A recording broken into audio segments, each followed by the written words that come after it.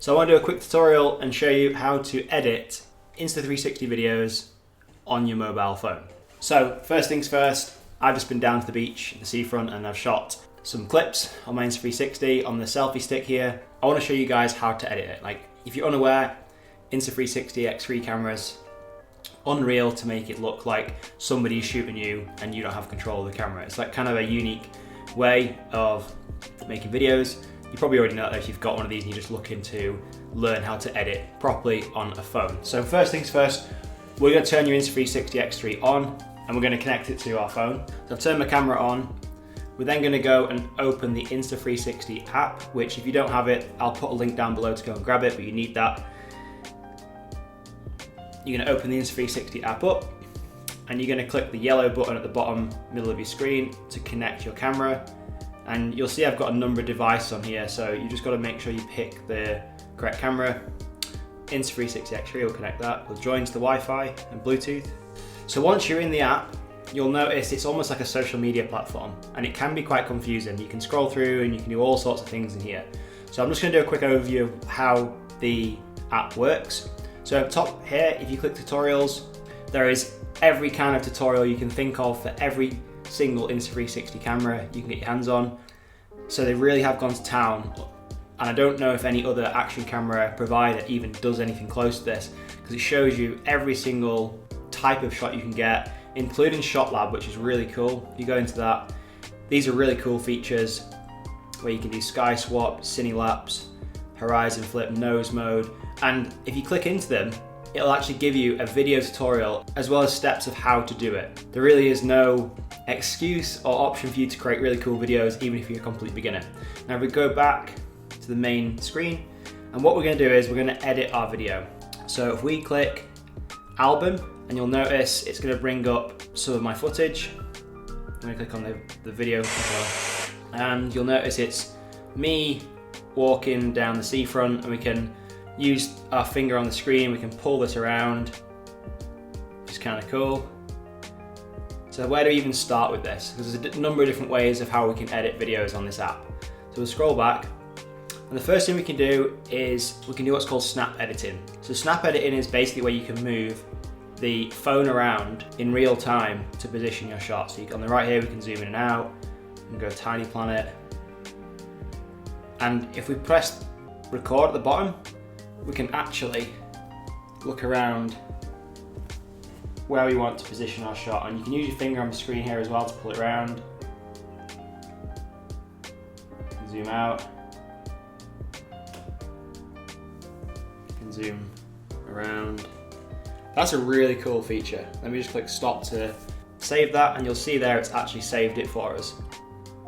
Now this isn't perfect, I'm just showing you an example, but you can get really creative with this, and you have to be quite steady-handed to do that. So that's one way to do it.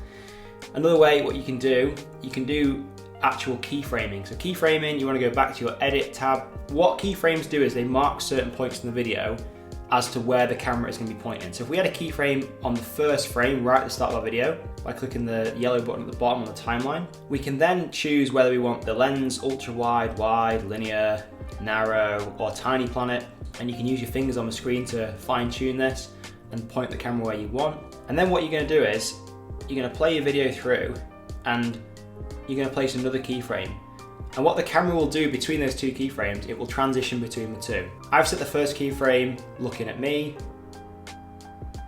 and the second keyframe I'm going to set looking at the ocean. Now this should, if I play it, it should transition between the two keyframes, like so. And then what we can do is we can pause it, add another keyframe, and we'll switch back to me. And let's just show you this now. So first keyframe, it's now moving back to me, like so.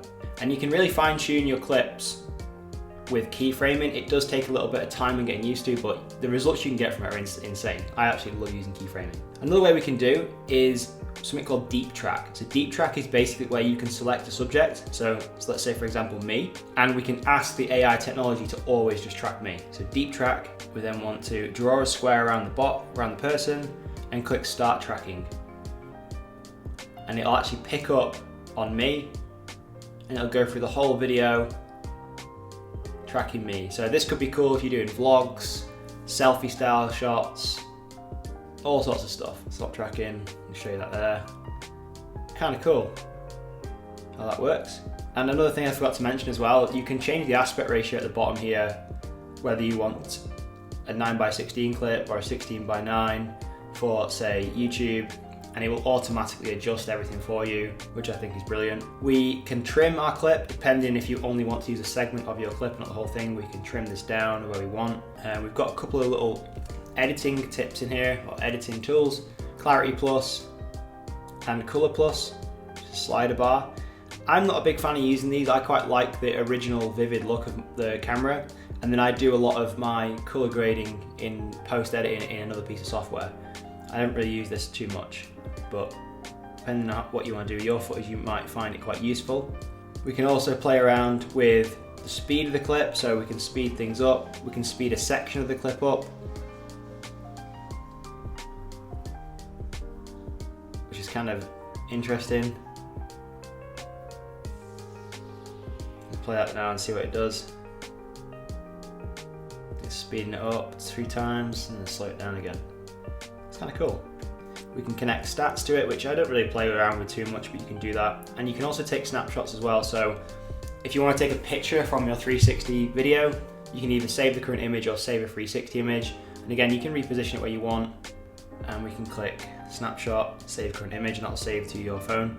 We also have face filters and stuff on here, which again, I've never really used, but feel free to play around with that. We can apply different styles of filters, and there's literally so many to choose from. And we can make fine adjustments to our color grading in here as well, which again, I don't really use too much, but this is way better than just using the Color Plus and the Clarity Plus. So once we're ready to export our clip, we want to click Export, and then we can either click Automatic, and Insta360 will decide for us what it wants to do, or we can click Custom. So if you know where the outcome video is going to be, so say for example you are sharing this on social media like an Instagram story, I probably would just go maybe bitrate of around between 35 and 40.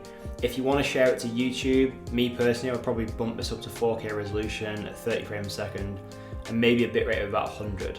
Well, between 80 and 100 I would do, just for that higher quality on YouTube.